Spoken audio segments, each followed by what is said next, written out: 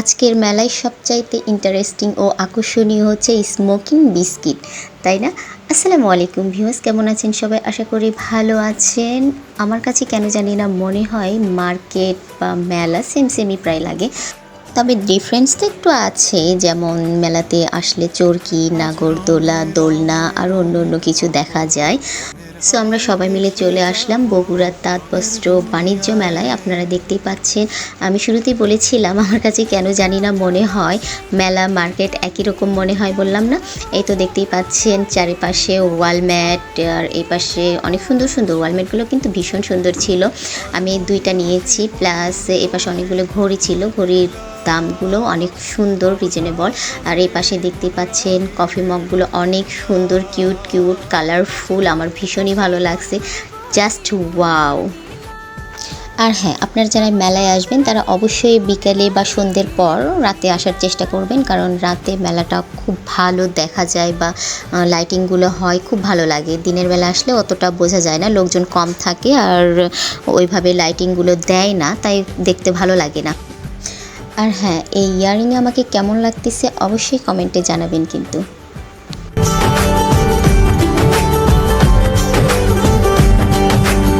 উদাস পথে যাব কোথায়, নেই দুজনার জানা।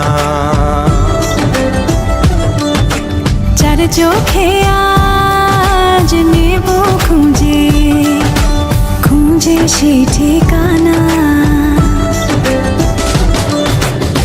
ভালো লাগা রং মিলাবো, ফুলের রঙে তাই মিলাবো, সেই রঙে মন আপন মনে ছবি এঁকে যায়। আজ মন খুশি মনুর বসি মনুর মিলা, হব সাত রঙে মন রাঙিয়ে রঙ্গিলা।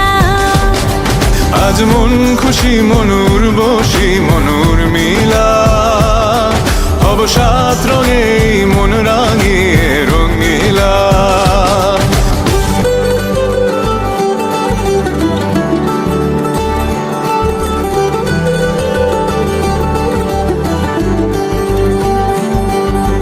কল্পনারি রং নীলিমায় ভাসিয়ে নয়ন দুটি, সময় ঘরে থামিয়ে দুজন চাইব সুখের ছুটি।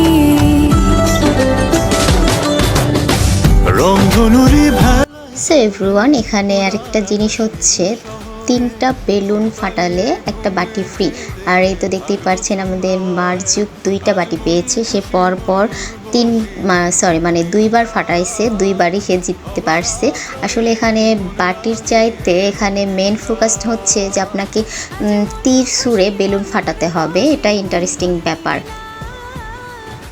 তারপর আমরা সেখান থেকে ট্রেনে উঠে খোলামেলা হাওয়া খাচ্ছিলাম।